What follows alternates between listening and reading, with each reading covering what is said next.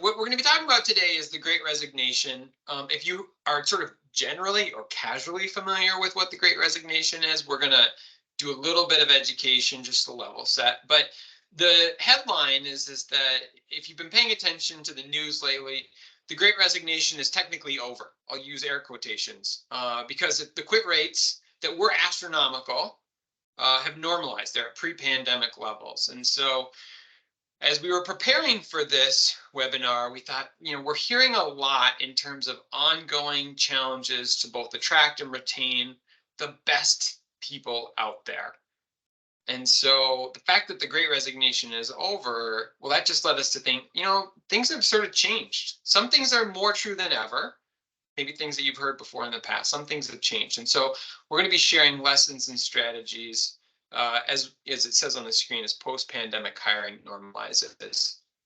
And so if we go to the next slide, I think the majority of you know who I am. My name is Rick Rittmaster. I lead our consulting practice. I'd encourage you to just suffer through a couple minutes of listening to me because I'm joined by two true experts, Mary Nutting, our fearless leader here at CorTalent, and then Todd Johnson, who is both our COO and also a true expert in terms of all things attracting leadership talent into your organization. And we're going to share with you what we've been hearing from our clients, what we know works well because we work with a lot of great organizations and we've got some fun stories to share with you. And then also what we're reading and educating ourselves in terms of the emerging trends and what to expect over the next 12, 18, 24 months in terms of both hiring and retention.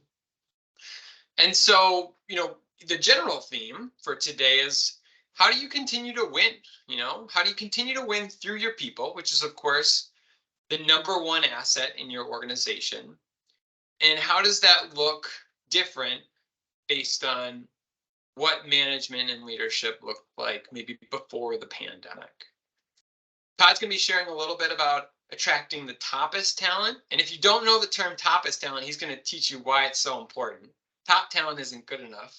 Toppest talent is where you need to be focused on. Mary's going to talk about retention in our workforce and really use her expertise as a business owner, but then also someone who advises a lot of other business owners. And so I'm excited for you to hear what she has to say. And then I'm going to talk about the evolving role of leadership and how leadership has shifted and the skills that are required to be successful has evolved in a post-pandemic world. So to get started, let's just level set in terms of what the Great Resignation is. Again, if you're sort of casually familiar with this term, or maybe you've seen it in the headlines but don't know the details behind it, the simple understanding is that it was a mass voluntary exit of employees that really started in 2021. So these are individuals that voluntarily quit their roles, again, starting in 2021. And if you go back to what the world looked like in 2021, we're about 12 plus months into the pandemic. So the effects of the pandemic on the workforce are starting to take shape. Specifically, people are starting to get burnt out, right? Mental health, the importance of mental health is starting to come more to the forefront. Fair pay is starting to become more and more of an issue. At the same time, this is really that pre-inflationary period. So businesses are investing, they're trying to grow, and they're finding it very difficult to find those qualified workers to fill those roles. And the reason they're finding it difficult is because 47 million Americans quit their jobs in 2021. That's an unprecedented number. We've never seen that before. And that's, of course, where the term the Great Resignation comes from. And so what we know is that, and what I think we can all remember, because it's not that long ago, is that it was a time of significant disruption, both in terms of what companies were trying to accomplish, and then also in terms of what employees were looking for and what was causing them to either take on a new role or stay with an organization. Now, it's true that the impact was greatest in both healthcare and the service industry, but those impacts that localized in those two industries rippled out and impacted basically every industry, and probably your company as well, in some lasting and meaningful way. And so that's really, again, what we're here to talk about is how did the Great Resignation impact our companies, and what do we need to do differently, or what's become even more critical as quit rates start to normalize and as we think about leading our companies moving forward. So I'm going to turn it over to Todd, and Todd's going to share with us a little bit about attracting leadership talent and how some things are important and some things are more important than ever. Definitely. Thanks, Rick. So we'll kind of start with revamping talent acquisition and recruitment out of the Great Resignation, right? Part of the indication that we're out of the Great Resignation is according to Trading Economics. As of July 2023, we're at a 3.5% unemployment rate. So still very, very low in terms of total overall unemployment. So those people that were leaving their jobs in 2021 are finding their next opportunity as of late 2022 into 2023. So how are we going to go find talent now moving forward? And then Mary's obviously going to talk about how we're going to keep that talent within our organizations moving forward 2023 and beyond. One of the most important things that we have to be mindful of is how we're going to be proactive in our talent strategy to attract external talent into our organization. So what does that mean, right? It's really a couple different things. It starts first and foremost with selling the company and the opportunity. I was just talking to a client the other day, and I asked him a question. I said, do you think your entire organization could sell your company to a friend, family member, somebody that's passive in a 2 to 3 minute pitch? And they're like, no way. I'm like, why? In the next, I challenge everybody in this meeting, in your next quarterly, in your next all team meeting, your next annual planning, your employees are your best bet to going out and finding and helping secure talent in the market. Believe it or not, they better know the value prop. They better know why they're at your organization, why they stay at your organization. Can they answer those 3 questions? It sounds very, as Rick likes to say, fruits and vegetables, but a lot of times we're not focusing on that. We're focusing on the job itself. We're not focusing on the bigger picture. And I think if we can focus on the bigger picture, the jobs themselves will start to take care of themselves, and you'll be able to attract top talent into the company. So I would do a little poll in your next employee engagement survey and see how engaged your people are in selling the organization, selling the company.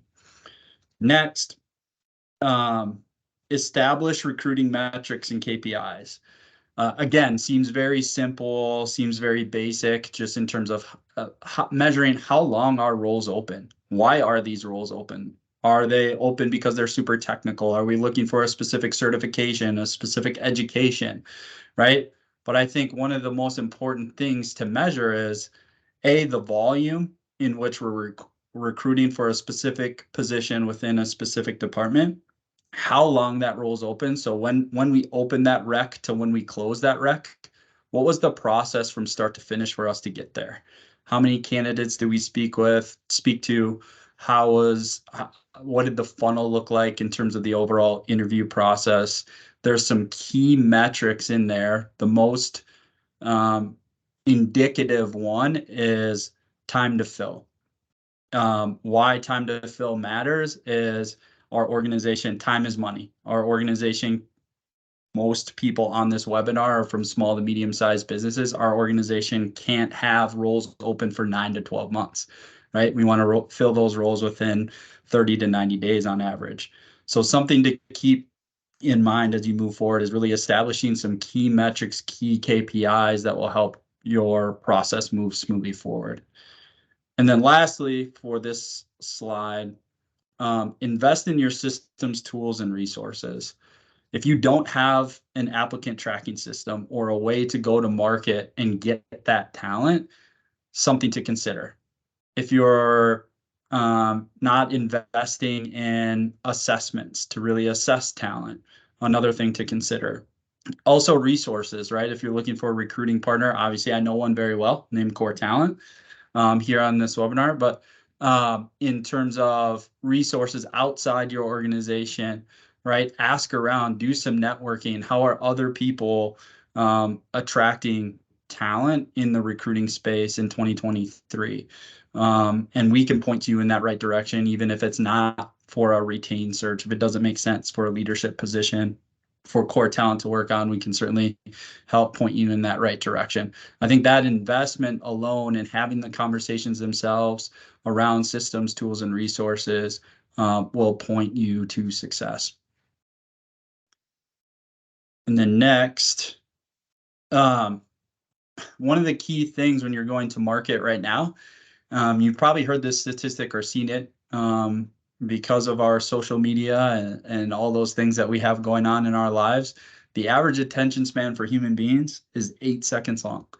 So what are you going to do to capture the attention of an active candidate, right? So even if you have a job posting, you're investing in tools, you're putting things out there into the market, how are you going to get people to apply to your postings, to engage with your brand, to bring that external individual or topist talent, as I like to call it, into your organization? It's really creating what are now called visual job descriptions, right? Something that really captures the attention of the audience. That doesn't mean you have to have, colors that are orange, red, super bright, super flashy. It's not about that. It's more so what's the quick content, quick summary that's going to engage somebody, hook somebody into, yes, I want to work here. It's not just standard company overview, job qualifications, reading through. It's more so what what makes us come to this organization? Why should I want to work for this organization? Right? Really rethinking that. There's a lot of different tools out there in the AI world that you could leverage that would help you write some of these things if you give it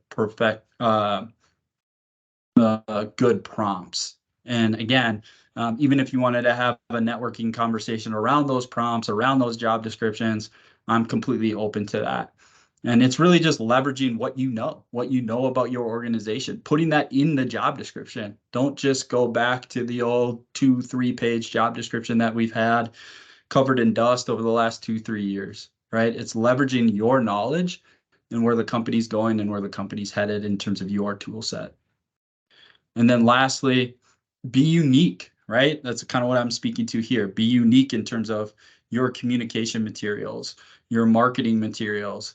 Try to think outside the box. It's not a one size fits all in today's market from bringing employees into the organization. I think being unique in terms of video, being unique in terms of your job postings and how they look and feel is going to really catch the attention of that next generation and what's going to drive the business forward. And then lastly, an investment in employer branding will allow you to attract the toppest candidates to your organization. So what do we mean by toppest, right? Rick kind of led us into this at the beginning, but it's really thinking about, the talent that's out there in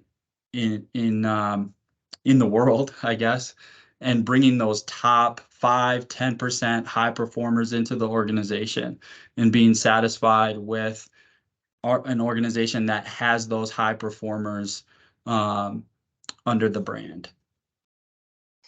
So leverage your mission, vision, and values in your brand strategy, right? Don't shy away from that. You are who you are, right? In terms of the organization, really leverage that in terms of how you go to market and what your strategy is from a business perspective. And that'll resonate with that toppest talent that you're looking for in your specific industry. And create a professional story or playbook. I love this more than anything. One of our current employees at CorTalent, she came from an organization. It was actually a corporate organization, but they did a really good job of creating an employee playbook. So day one, she kind of knew what to expect the next, I don't know, call it 6 to 12 months, right? Where promotion opportunities might fall, how she might get there. It's not guaranteeing anything. So don't, Don't guarantee that somebody's going to become a director of sales and marketing. We don't want to do that. We want that earned via equity and earned via performance. However, right now, what's critically important, and Mary will talk about this a little bit in her retention slide, is give them a playbook at the onset. What is my future at this company? What does my future at this organization look like? To bring them into the organization, attract them into the organization. Like this company is going to invest in both my personal and professional development, and actually have that playbook or that document there for them to see, even if it's in a small business. We're 12 people at CorTalent. Mary has done a great job in terms of mapping out what my career looked like from the time I came in as a talent partner to where I am as a COO, right? And she gave me those steps to get there. And we worked on that together. And so I think that's super important in terms of employee mapping and an employee playbook. And then lastly, illustrate key initiatives. What are you doing as a business in the community? What are you doing as a business?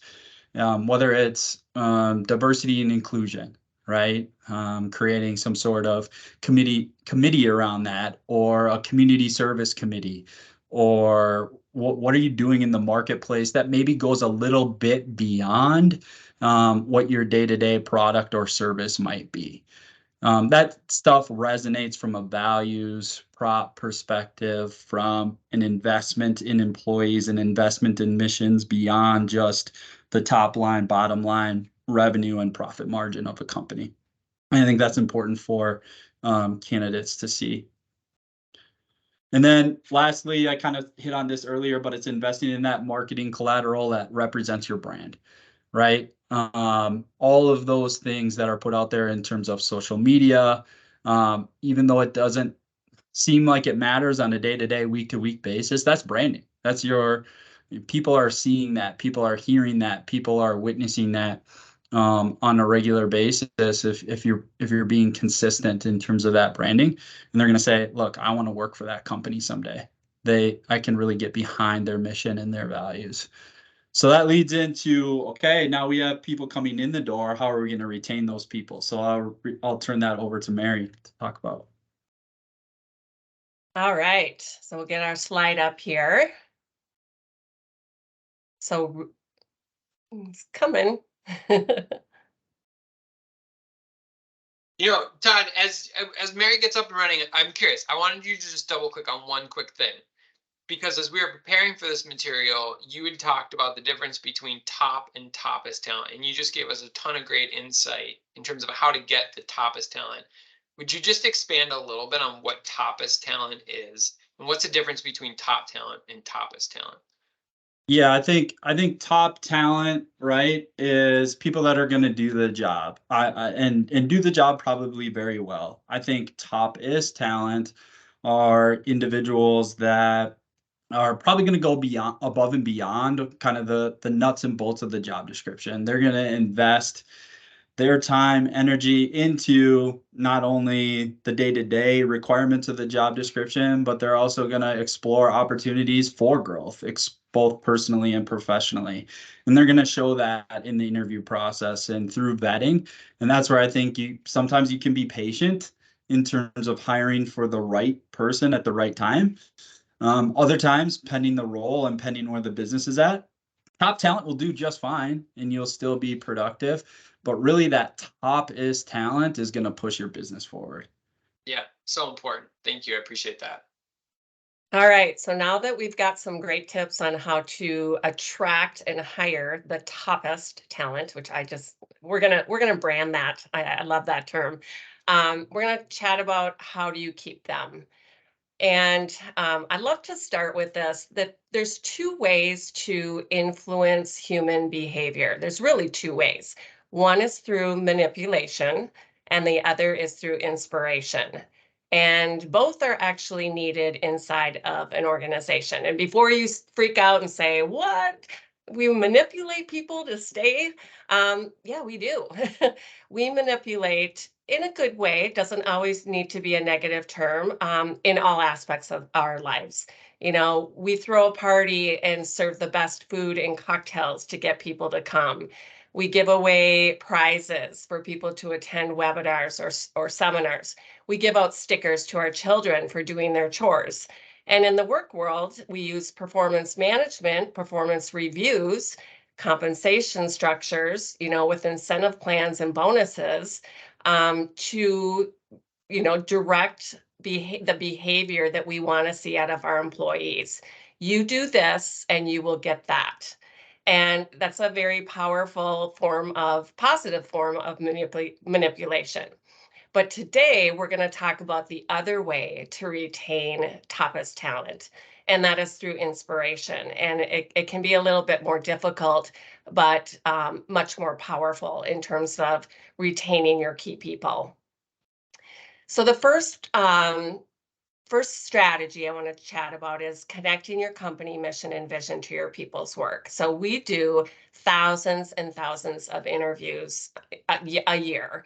And the number one most important reason for a person who's looking at making a career change is they want to find an employer where they feel that their work matters. As a U.S. citizen, we spend 1/3 of our waking time working, and that's if we work a 40-hour week. There are several of us that work up to 50% of our wake time working. And, since in this day, in this new workforce, in this modern generation, people want to know that they are providing value with this, time that they're spending at work. And one of the ways to do that is to get clear about the why behind your product or service. Every company out there can articulate what they do. And most companies can articulate how they do it. And oftentimes you see this in marketing material or websites, but very few companies can articulate the why behind what they do. And those that do it well, oftentimes it's buried on your website. It's in the paragraph on the history of the company and why the founder started it in the first place. Or it's given in a speech by the executive at an annual holiday get-together, and it's not reinforced, every day to employees. There's a great book written by Simon Sinek that is that's titled "Start with Why." We actually used this as a team several years ago in our business to talk through what is the purpose of CorTalent, what is our why, and our why happens to be solving business problems and accelerating growth through people. And we really started to break down every person's individual role and tie that back to our company's why. And it's something that we still talk about today. The other thing that's really important is that everybody knows how critical it is to identify your values and use them for hiring and development and retention. But the really critical thing is that your values are aligned to your why. Values are behaviors and attributes. And while those are incredibly important, they have to ultimately tie back to why it is you do what you do every single day. So let's go to the next slide. The second most important thing that we hear candidates ask for in looking, at a new employer is, what is my personal development or career growth going to look like? Todd touched on this and the importance of the hiring process. And I want to break down professional development and career growth separately because they're two different things. Not everybody is interested in career growth, and we hear that a lot. People love their job, they love what they're doing.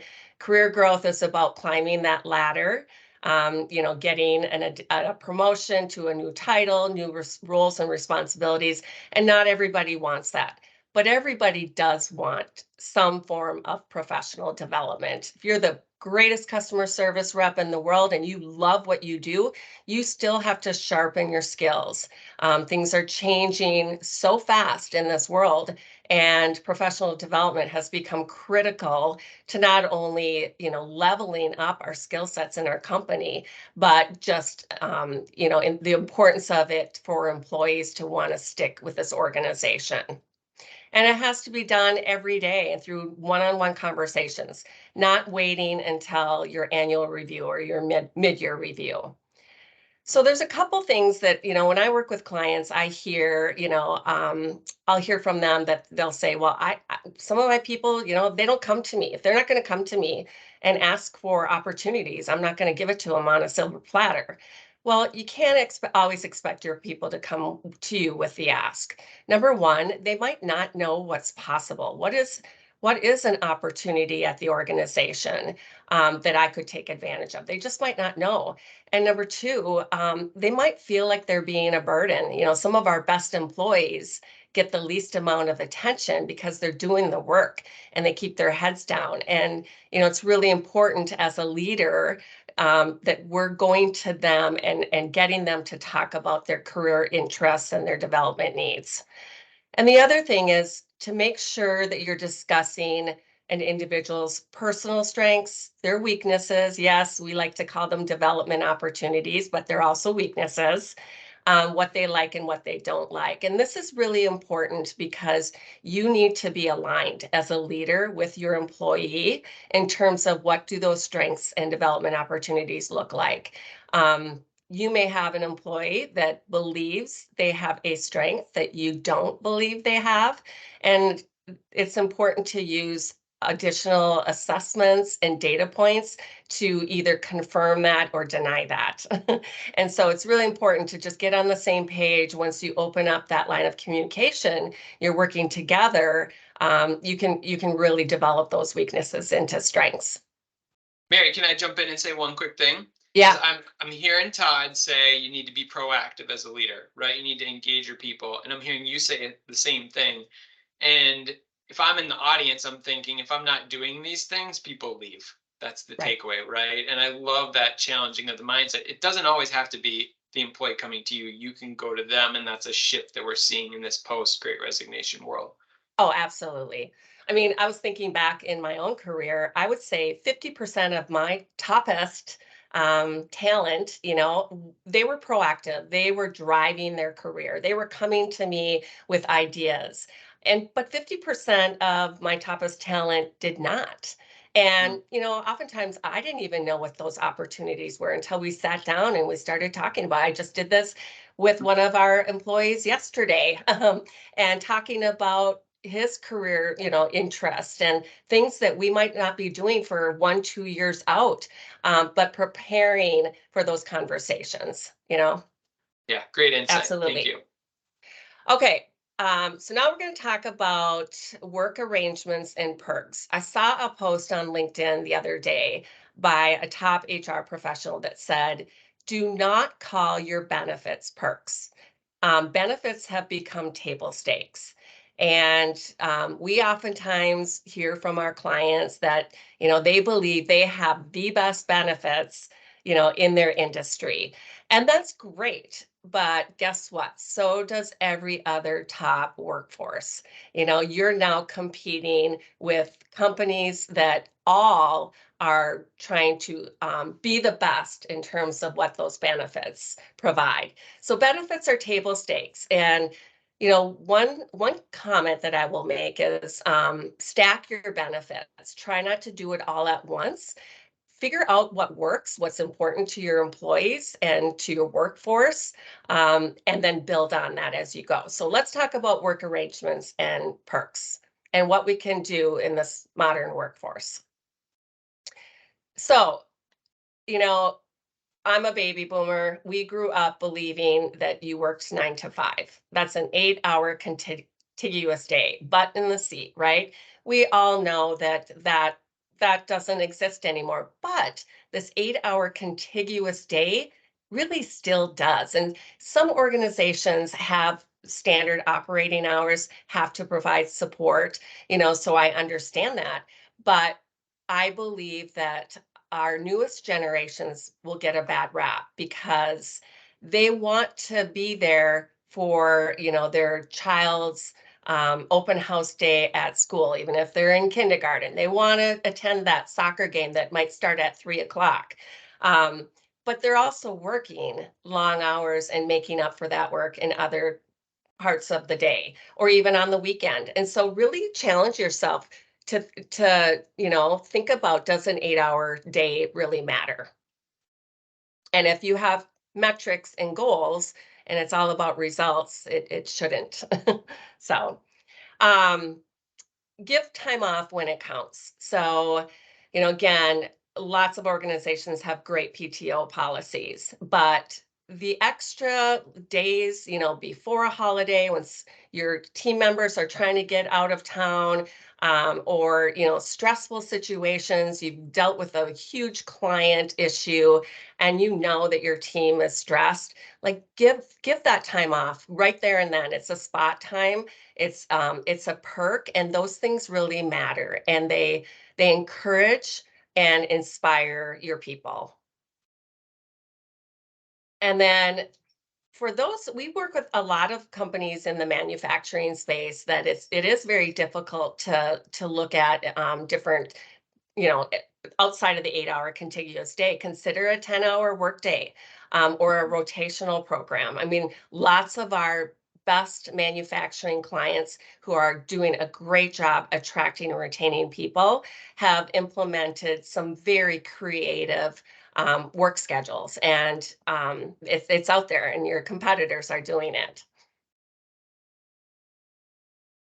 All right, so let's talk about inclusivity. So another really important thing that we hear from our candidates and looking for their employer of choice is that they feel like they're included and they belong to the company that they're working for.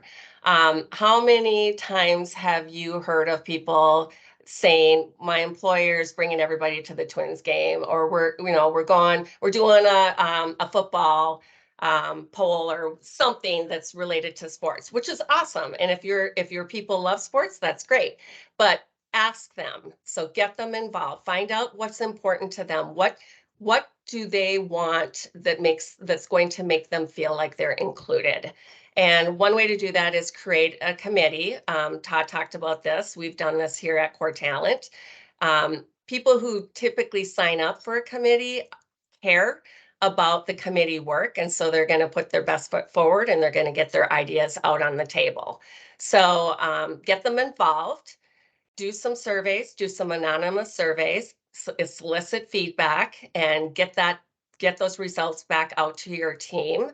And then make sure you're following up. Everybody knows if you do any sort of survey or engagement study that you have to follow up with the feedback. You state your goals, what do you want to change, and you track them. And you're not going to get it right the first, second, third, fourth time. It takes many iterations. So keep at it, but remember that inclusivity means very different things to different people. Mary, can I share a quick story about Allison? Maybe we can go back a slide. So we actually have a client on the call where this was part of the work that we did. And we did an engagement survey with this client, and they realized the top concern for a portion of the company was that they needed all the tools to do their job. And there was already a process in place. It hadn't been followed really strictly. And so the fix was, we need to re-educate this employee group on the process that's already in place, and they've already started to see benefits from it. And so I love this slide because it reminds me that it's not always an expensive solution. It's not necessarily more happy hours. Sometimes it's just like a small tweak that has a huge impact on the employee base. So it's really well said. Love that. Cool. Thank you. All right, Rick, you're up. Okay. I will promise to do my best to uphold the valuable content that Todd and Mary have shared so far. Before I get into the role of leadership, just a couple of housekeeping issues. We're going to have a moment for Q&A in a handful of minutes here. So I'll do my section. We'll share some success stories, some case studies, and then we'll make sure if you have any questions from the webinar, you have the opportunity to ask them. If you're also sitting here thinking, gosh, I wish my teammate was here to watch the webinar, we're going to send out a recording afterwards. And so just know that you can, if you're finding value in this content, you can share it literally with whomever is interested in it. Okay, so let's talk about leadership. And going back to where we started, right? So Todd was talking about how you need to be proactive. You need to make sure you're getting the toppest talent. You can't just rely on top talent to grow anymore. You really need to be doing all the things to put yourself in a place to get toppest talent to push your company forward. Mary did an excellent job talking about how to retain that toppest talent, right? How do we keep those people in our organization that we worked so hard to get on our team? Some things remain the same. Some things are a little bit different than the way we've done them in the past. The role of leadership, like if you're sitting here thinking, Rick, I've always known that leadership is important. That doesn't change anybody's opinion. That's not going to make it on any front page of anything. You're absolutely right. What I want to share with you is that the common way that we've selected and rewarded leaders has really been challenged over the past couple of years. So let's talk about that common way. Historically, the easy access point to a leadership position was to just have the most knowledge, right? Like you are the subject matter expert in your role or your function of an organization. And so the assumption is that we're going to move you into a leadership position because you're going to be able to share that knowledge, right? You're going to be able to create a team of little U's who are equally experts at whatever it is that you do, and life will be happy, right, for everyone. We'll continue to produce these really strong results. And what we have found out through the pandemic and the Great Resignation is that expertise is obviously important, right? No one's going to stand here and say you can be bad at your job and you can be a great leader, but it's not going to cut it anymore. There are these skills that I think, again, we've always known they're important, but they're becoming critical. They're becoming vital to be an effective leader in our organizations or to be a sustainable leader. And so here's just a short story. This is kind of an amalgamation of a couple of different interactions I've had with clients. I'll often work with an executive and we'll be talking about their leadership team, and they'll say something generally like this. Yeah, they might be a jerk sometimes, but they make my life easier. Or they take work off my plate, and sure, they might blow up every once in a while, but I'm kind of okay with that. And if that resonates with you, or how about if that sounds like a friend you know, right? I'll give you the easy out. I would really challenge that mindset. And lucky for us, we have this very nice character to articulate what the evolving role of leadership looks like. And so I am a huge fan of the show Ted Lasso. This is a picture of Ted. And I grew up playing soccer, so I have an affinity that way. The characters are great, the story's great. But I am first and foremost a leadership junkie. That's why I get out of bed every day. And there's really, really good leadership lessons in the show. And the character Ted Lasso, so I'll give you a very high level premise of the show. It's this college football coach. So Ted Lasso is a college football coach who gets hired to coach an English soccer team. Soccer is the #1 sport in England. And so this sort of is this very public role that he has stepped into, and he knows nothing about the sport. So he has to rely on his coaching abilities and his coaching abilities alone to lift this team from sort of mediocrity. The team that he joined was sort of middle of the road, and he has to figure out how to elevate them. And he does it in some fairly unconventional ways. If you're not focusing on the softer side of leadership. And that's really the takeaway, is that leadership skills can't just be about your technical abilities. Moving forward, leadership skills really must have an equal balance in terms of how you collaborate and how you communicate and really how you work with people. So let's talk about some of those skills. And these skills are not new, by the way. No one's going to say, oh, kindness, Rick, I didn't know kindness was important. The takeaway is not that kindness was ever unimportant. The takeaway is that kindness is becoming increasingly important. And so some of the things that Ted does in the show is he is exceptional at treating people like people, at reminding himself that at the end of the day, it's my job as a leader to make sure everyone feels like a human being, like they have value. And one of the things that he is exceptionally good at is lifting out the strong qualities in others. Mary talked about focusing on people's strengths, and that's not just kind of this nice tagline. When people feel like they can use their strengths and that they do have natural talents and abilities, they work harder, they do more for your organizations. And so when leaders are kind, when they give people the opportunity to excel and recognize the strengths that they have, good things start to happen. Now, vulnerability, again, I think the term vulnerability is kind of a lightning rod. People have a lot of strong reactions when they see vulnerability. At the end of the day, what vulnerability really means is I'm not perfect and I'm not going to expect you to be perfect. That's kind of the main, that's it. That's all you need. It's not, I don't need to cry in front of you. That's not what vulnerability is. It's not that we all need to give each other hugs. It's more that I'm not perfect and you're not perfect. And so when you embrace that simple mindset, it really opens up the opportunity to try new things and to test things out, to experiment, to innovate a little bit. And one of the reasons that vulnerability allows teams to experiment and innovate is because it makes people much more comfortable admitting mistakes. And so when a leader is vulnerable and they say, hey, I kind of screwed this up, I need your help, it means that a team member is much more likely to say, hey, I made a mistake, I screwed this up, I need your help. And it creates this culture where it's easier to start to lean on each other, because if I'm not perfect and if you're not perfect, then we can kind of just understand that mistakes happen from time to time. It's part of collaboration, right? And figure out a way to move forward. So vulnerability is really critical. Now, if you are a fan of the show, you will recognize the term "be a goldfish." It's kind of one of the main takeaways from the whole show. So in the show, there will be mistakes that are made.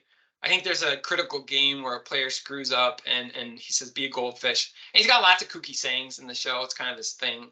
But be a goldfish really means you forget your mistakes quickly and you move on.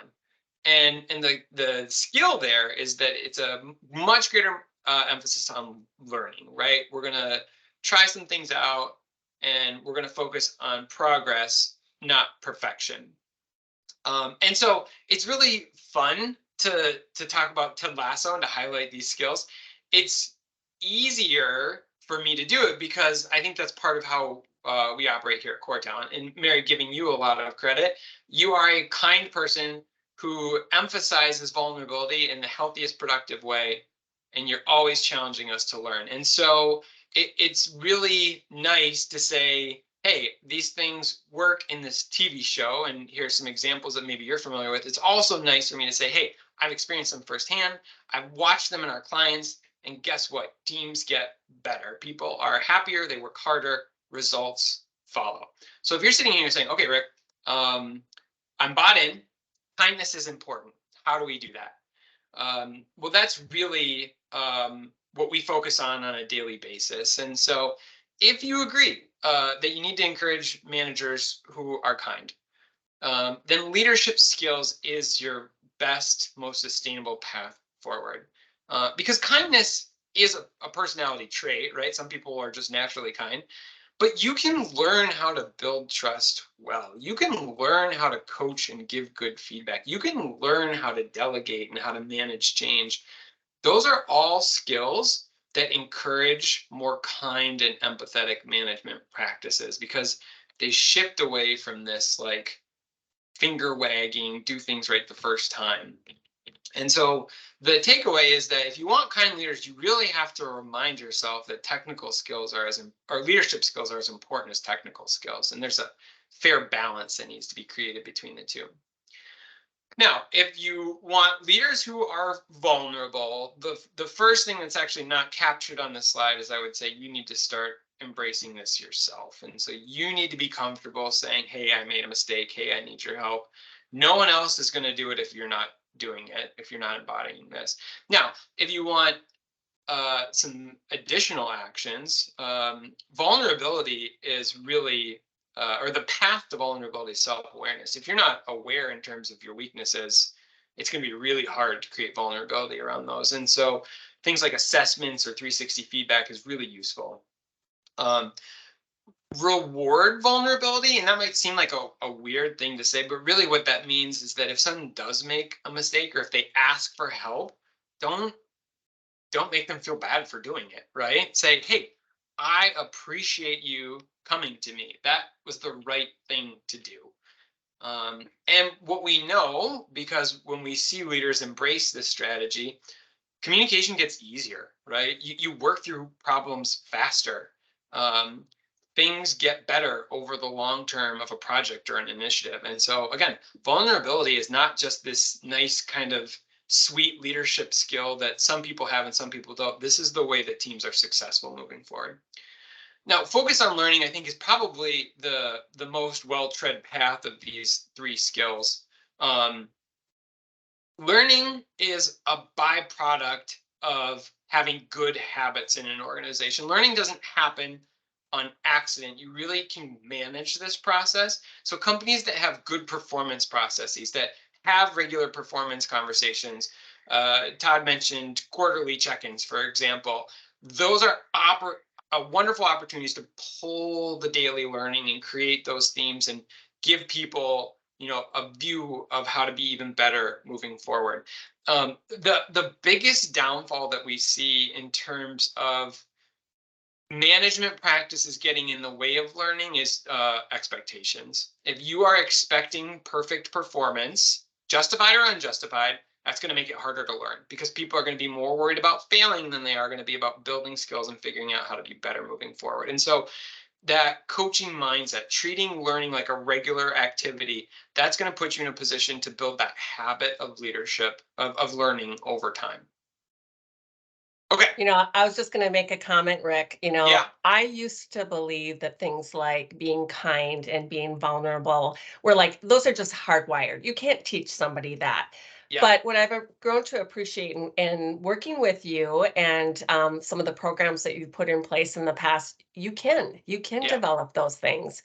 Yeah. And I think that's a pretty, if there's one thing to take away from today is you can do that with your people. So, the best way to capture that mindset, Mary, is this understanding that leadership is a choice, and it's a choice I make every single day. And I can choose to treat people kindly, and some days it's going to be easier than others. But if I think of it as a choice, at least I have control in terms of my ability to practice some of these skills. Very well yeah, said. Cool. cool. Okay. So yes, we believe in this information, but we've also seen it work really well for specific clients. So Mary, I think you're going to take our first success story, right? Yeah, yeah. So creating a lasting legacy. So we have a client that came to us who actually was a phenomenal leader. He was great, and he had a phenomenal team. And he knew that he would be probably looking at retirement about 5 years out.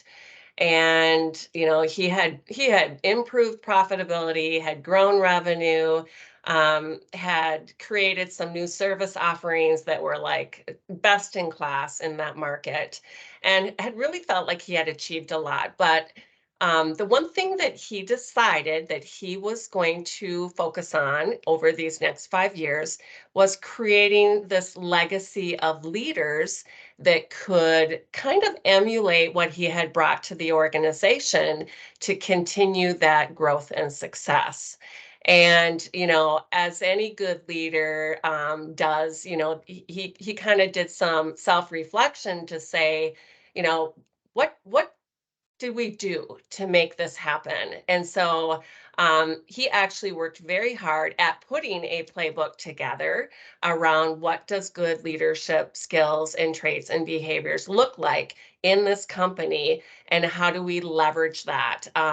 Ultimately got the buy-in of his leadership team and brought that back to the owners, and wow, they were blown away by the fact that he had created something that just brought so much more value to the company that would outlast even his time spent there. So pretty powerful thing. And it was fun to see the playbook, the end result.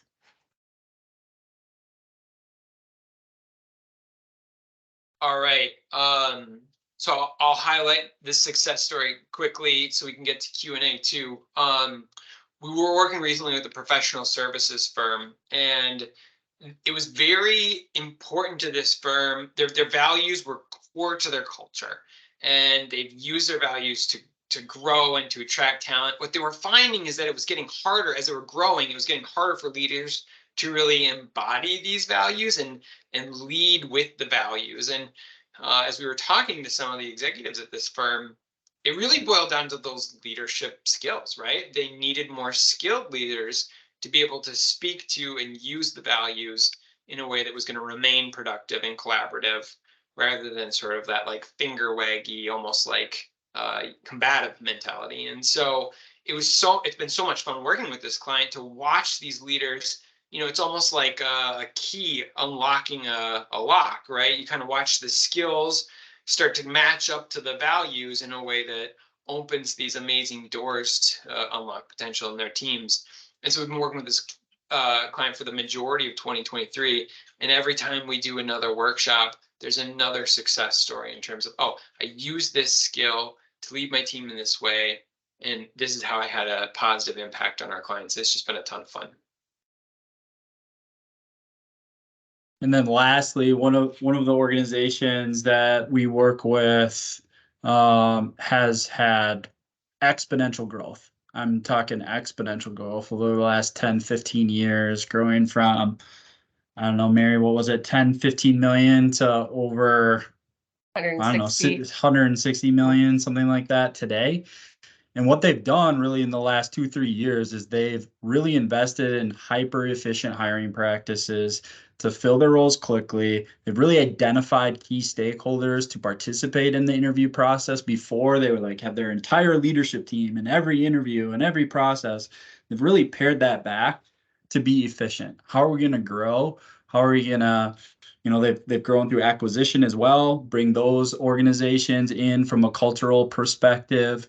And make that fit. Their leadership team discusses strategic decisions around retaining top talent, putting in succession plans over the course of the next 3 to 5 years in terms of preparing for future executive leaders in the organization and what they're going to do to maintain and grow their existing staff. It's just been a really cool journey to see as they've elevated. Like, I think even their CEO has elevated his level of being a CEO over the course of the last 5 to 10 years because he's invested in his people and these systems and tools around him. It's just made him more effective and allowed them to show the overall growth of the organization. Well, and TJ, you had mentioned your employees are your best advocates and your best recruiting arm. That's what they do. They excel 100%. at that. Every single person in the company is recruiting every day. So all the time. Yeah. They've grown by way a lot of referral. That is correct. Yep. Okay, so now what? Just some quick tips. We've talked about a lot of different topics, and you might think that this is a daunting task, but it's really not. And I'm also going to talk about vulnerability right now because I was off my game during this presentation because of these fancy fade-ins of the text. So Allison, please just get the text up for me. I'm a baby boomer. I need to see it. I told you it was part of our culture, right? I know. Yep, exactly. So first and foremost, get your leadership team involved, right? And you can't do this as an owner or as your CEO or president. You can't do this alone. And get your leadership team to talk to their people. We need to know what's important to the masses, and we can't make assumptions about generations or, what we hear or we perceive. We got to get facts. Focus on small steps, but know what your vision is.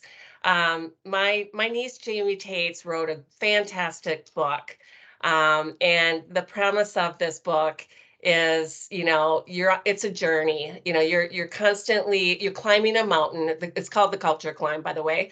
And at every place you're at, you think about what that vision to reach the top looks like, but the view is different based on where you're at. So take a pause, stop and reflect on what you've done, and keep your end vision in mind, but tweak the journey.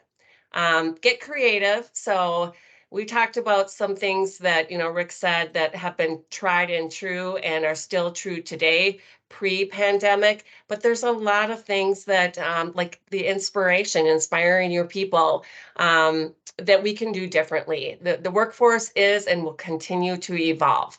And then implement, assess, tweak. It's any iterative approach works in this manner as well. We implement things, we assess whether they're working, we ask our people, we get feedback, we modify, we tweak, and then we start the whole process over again. So try thinking about putting some of these practices in play for your quarterly goals or your annual goals. All right. All right. Thank you, Mary, for those key takeaways. Now we had some questions come in before the session, and I'm looking at the clock. We have about 2 minutes before the top of the hour. I think we can get through these 2 questions. I think you can share a question. So if you've had a question throughout the session, we'll try and get that as well. I see there's a Q&A function, and so feel free to share a question that way too. Mary, I'm curious, do you want to speak to development opportunities companies can offer to promote career growth and retention? Yeah, absolutely. I mean, I think, one of the things that we did at CorTalent, we had a lot of people interested in building on their leadership skills. Being a small company, we don't have a lot of leadership seats. So how do we help them build on those skill sets, bring value to the organization and bring value to them? And that's where we created some committees. We paired someone from the leadership team with someone who wanted to lead the committee. So they had that coach and mentor and advisor along the way, but they were leading the meetings. They were coming up with the strategy, and they were doing the reports and the progress check-ins. And so I think just getting creative and looking for ways to build those skills throughout your company, and it's a win-win for everyone. Yeah, and Mary, if I can just add to that. So for our EOS companies on the call, the term accountability chart will ring familiar to you. Thinking about career growth, not in terms of job titles, but maybe accountabilities or responsibilities can be really helpful. It's this much more flexible way to build skills and experiences rather than this kind of linear up and down motion that employees tend to expect. And so we often will use the language with clients, career development is becoming a lattice, not a ladder, because vertical is becoming as valuable as up, or horizontal, excuse me, is becoming as valuable as just going up and down. Todd, anything you wanted to add? No, not on that piece. I think you covered it. I mean, I just, again, going back to the employee playbook, it doesn't necessarily, like you just said, it doesn't mean that you're selling somebody to become a director of sales and marketing coming in as a account executive. But what can you develop in them from a leadership perspective, quote unquote leadership, broad term, that will make them more effective employee, believe in their skill set, believe in the opportunity, believe in the company, right? Perfect. Okay. I spoke a little bit about compassion and empathy, so I'll take this one, and then Todd, Mary, if you want to jump in, feel free to add. What we're seeing in our clients is that leaders who are compassionate and empathetic, it's easier for people to join their teams and people stay longer. So the business results come from the fact that there's a much more sustainable approach to leadership. But one of the important things is that it doesn't mean just being nice, or maybe in the extreme examples being a pushover. And so we got this question. It was a fantastic question. What does compassion, empathy as a leader look like? It means having high expectations, but then also when people don't meet those expectations, working with them to get up there, right? And it's admittedly much harder. It's a lot easier for people to just have the predisposed skills and then they just use them and then life is good, right? But if we value the fact that the collaboration skills, the soft skills are as important as the technical skills, that's the path to get the team to high performance. It's not just plug and play. again, it's treating people like people, investing time and energy to coach them and give them feedback. What are the ways, Rick, that you would recommend providing that type of feedback to an employee, right? So there's a matrix around performance, like you excel, you hit your quotas, you've hit your numbers, but the soft skill piece that you're talking about, how do you deliver that type of feedback? Yeah, and so this is employees giving feedback to their leaders, or leaders getting feedback in general? Leaders giving their feedback to their employees. Oh, first. leaders giving feedback to their employees. Yeah. So the one thing that I tell leaders is that they should just do more of it. And so the takeaway is, if I only give feedback once a month, Mhm. that employee is not thinking about the feedback. They're thinking, oh man, I must have screwed up really bad to be getting this feedback. And so by giving feedback more regularly, even if you're not super skilled at it, it normalizes it. It validates the importance of it. It gets them thinking about the intent of what you're trying to share rather than the actual act of sharing the feedback. And so volume can be your friend in that regard, because it becomes, again, part of that habit, that routine. Yeah. Definitely. Good. Cool. Awesome. All right, we are over time.